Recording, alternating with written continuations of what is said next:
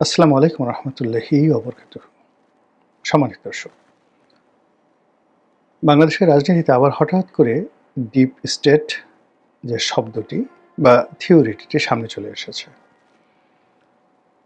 আপনারা সবাই জানেন যে অন্তর্বর্তীকালীন সরকারের অত্যন্ত প্রভাবশালী উপদেষ্টা জনাব আসিফ মাহমুদ সজীব ভুঁইয়া, যিনি এককালীন কিংস পার্টি এবং এখন সংসদের অন্যতম বিরোধী দল এনসিপি, সেই এনসিপির প্রধানতম মুখপাত্র।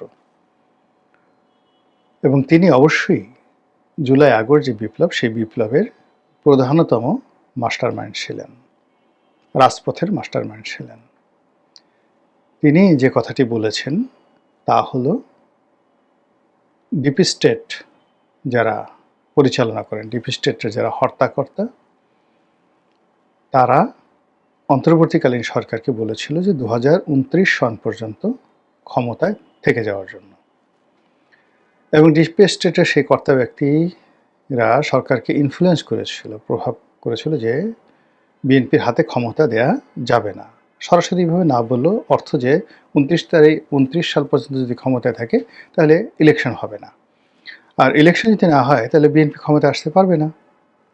আর ক্ষমতায় যদি সেই ডক্টর মোহাম্মদ ইউনূস সাহেব থাকতেন তাহলে জামাত, এনসিপি তারা তেলে ঝুলে আজকে যে দুর্দশার মধ্যে পড়েছেন এরকম অবস্থা হতো না, এবং তারা তাদের সেই শাসন আমলে যে তেলে ঝুলেছিলেন ঠিক সেই অবস্থায় তারা থাকতেন। তো এই যে তার যে বক্তব্য অলনে ছাড়েন, এই সময়টাতে তিনি কেন বললেন, রিজনটা কি? এখন আপনি কি তাকে শিশু বলবেন, পাগল বলবেন, অবোধ বলবেন? আমার তো মনে হয় না। যারা রাজপথে আন্দোলন করেছেন, আন্দোলনকে একটি গণ অভ্যুত্থানে রূপান্তরিত করেছেন এবং সেই গণ অভ্যুত্থানকে একটি সশস্ত্র আন্দোলনে রূপান্তরিত করার যাদের ব্যাপক প্রস্তুতি ছিল, এবং চলাকালীন সময়ে এরকম অনেক সহিংস ঘটনা ঘটেছে, যে ঘটনার জন্য ওই সমাজের আন্দোলনকারী তাদেরকে অনেকেই দায়ী করছেন। আমাদের দেশে থানা লুট, অসংখ্য পুলিশ হত্যা, আওয়ামী লীগের নেতাকর্মীদের হত্যা, নিরীহ পথচারী হত্যা, সরকারি সহায় সম্পত্তিতে আগুন দেওয়া, ব্যাপক লুটপাট করা, মানুষের বাসা বাড়িতে আক্রমণ চালানো, মব তৈরি করা, ডাকাতি করা, মামলা বাণিজ্য করা, মানুষকে ধরে ধরে থানায় এনে পিটুনি দিয়ে তারপর তাদের বিরুদ্ধে হত্যা মামলা দিয়ে জেলখানায় পাঠানোর মতো যে গুরুতর অফেন্সগুলো ঘটেছে, ক্রিমিনাল অ্যাক্টিভিটিসগুলো ঘটেছে, এগুলো বিচার না করা পর্যন্ত আমাদের এই সমাজে স্বাভাবিকতা আসবে না। ফলে সরকারের যারা মন্ত্রী, তারা যেভাবে জুলাই আগস্ট বিপ্লবের সময়টিতে যে সকল হত্যাকাণ্ড হয়েছে, বিশেষ করে পুলিশ হত্যা, সেগুলোর বিচারের ব্যাপারে মাঝে মধ্যে কথা বলছেন। আবার একটু পরে কি মনে করে বা কিসের ভয়, কিসের আতঙ্কে বলছেন যে না ঠিক আছে, ওই সময় যা কিছু হয়েছে এগুলোতে আমরা ইন্ডিমিনিটি দেব, এই কথা বলছে। কিন্তু সঙ্গে সঙ্গে আবার পুলিশের পক্ষ থেকে, যেমন পুলিশের আইজিও বলেছেন যে পুলিশ হত্যার বিচার হবে। এই জিনিসগুলো চলছে। ২ নম্বর হলো যে জুলাই সনদ স্বাক্ষর, জুলাই সনদকে আইনে রূপান্তরিত করার জন্য প্রেসিডেন্সিয়াল অর্ডিন্যান্স, এবং সেই জুলাই সনদ সংসদে হুবহু পাশ করে এটাকে আইনি ভিত্তি দেওয়া, এটা নিয়ে জামাতের সঙ্গে, এনসিপির সঙ্গে এখন বিরোধ রীতিমতো তুঙ্গে। নতুন আরেকটি সমস্যা দেখা দিয়েছে, সেটা হলো গণভোট নিয়ে। সরকার বলছে যে এই গণভোট অবৈধ ছিল, কাজেই এই গণভোট যেটা করা হয়েছে এটি পার্লামেন্ট আইনের মাধ্যমে তারা বাতিল করবে। আর এটা নিয়ে জামাত এবং এনসিপি তারা সঙ্গতি করে জানে যে এই কাজগুলো যদি না হয় তাহলে তারা সবাই বিপদে পড়বে। জুলাই সনদ যদি বাস্তবায়িত না হয়, পর্দার আড়ালে, আন্ডার হ্যান্ডে ডক্টর মোহাম্মদ ইউনূসের সঙ্গে জনাব তারেক রহমান সাহেবের যে সকল সমঝোতা হয়েছে সেগুলো যদি বাস্তবায়িত না হয়, তারা মারাত্মক বিপত্তিতে পড়বে, তারা জানে। অধিকাংশ যদি পুলিশ হত্যার বিচার শুরু হয়, তাহলে কারো পিঠের চামড়া থাকবে না। তো এই যে বিষয়, সেই বিষয়গুলো সরাসরি না বলে সরকারের উপর একটা চাপ তৈরি করার জন্য যে ডিপ স্টেট পলিসি বা থিওরি আমরা কানাঘুষা করছিলাম, সেটি জনাব আসিফ মাহমুদ সজীব ভুঁইয়া সামনে নিয়ে এসেছেন। তো তিনি এগুলো কেন আনলেন? বোঝার চেষ্টা করুন যে তিনি বা তার যারা সহযোগী, তারা একটি সশস্ত্র যুদ্ধের জন্য প্রস্তুতি তাদের ছিল, থানা লুট হওয়ার আগে, পুলিশ মার খাওয়ার আগে। ইট মিনস তাদের সামরিক প্রশিক্ষণ ছিল মিলিটারির সাথে যুদ্ধ করার, তাদের সামরিক প্রশিক্ষণ তারা নিয়েছিল পুলিশের সাথে যুদ্ধ করার, গেরিলা যুদ্ধ চালিয়ে আওয়ামী লীগের নেতাকর্মীদেরকে হত্যা করা, মন্ত্রীদেরকে হত্যা করা, যে কোনো অপারেশন চালানোর জন্য তাদের সবগুলো যাকে বলা হয় ট্রেনিং ছিল।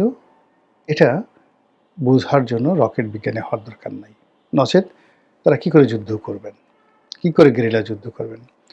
তাদের বিভিন্ন ট্রেনিং ক্যাম্প থাকা স্বাভাবিক। গভীর অরণ্যে, টেকনাফ, উখিয়া, বান্দরবন, খাগড়াছড়ি, রাঙামাটি, এই যে বিস্তীর্ণ এলাকাতে যে সকল বিদ্রোহী গ্রুপ রয়েছে যারা অহরহ যুদ্ধ করে, তাদের সঙ্গে তাদের সম্পর্ক থাকা, সীমান্ত অঞ্চলগুলোতে তাদের বিভিন্ন ঘাঁটি থাকা, বাংলাদেশের অন্যান্য যে সকল এলাকায় অরণ্য রয়েছে, যেমন সুন্দরবন রয়েছে, সিলেট রয়েছে, গাজীপুর, ভাওয়াল রয়েছে, এই সকল এলাকাতে তাদের সেই ঘাঁটি থাকা স্বাভাবিক। যদি তারা সত্যিকার অর্থে গেরিলা যুদ্ধ করতে চায় বা আগ্রহী, এ সমস্ত এলাকায় অবশ্যই তাদের লোকজন থাকার কথা। ২ নম্বর হলো যে এইগুলো তো পরিচালনা করার জন্য টাকা লাগবে। নিঃসন্দেহে তারা সেই টাকা দেশি বিদেশি বিভিন্ন সোর্স থেকে পেয়েছে, বা এখনো পাচ্ছে, বা আগামীতে যদি দরকার হয় তারা পাবে। এটা একটা অমীমাংসিত বিষয়, হিউজ কোশ্চেন। থার্ডলি হলো যে এই যে ডিপ স্টেট পলিসিতে বেশ কিছু অস্ত্রশস্ত্র যা আসছে, এটা ব্রিগেডিয়ার সাখাওয়াত সাহেবের বক্তব্যে ফুটে উঠেছে। তিনি স্বরাষ্ট্রমন্ত্রীর দায়িত্ব থাকাকালীন সময় যেটি বলেছেন যে 7.65 বোরের যে স্নাইপার রাইফেল, এই রাইফেল বেসামরিক লোকের হাতে আসলো কি করে।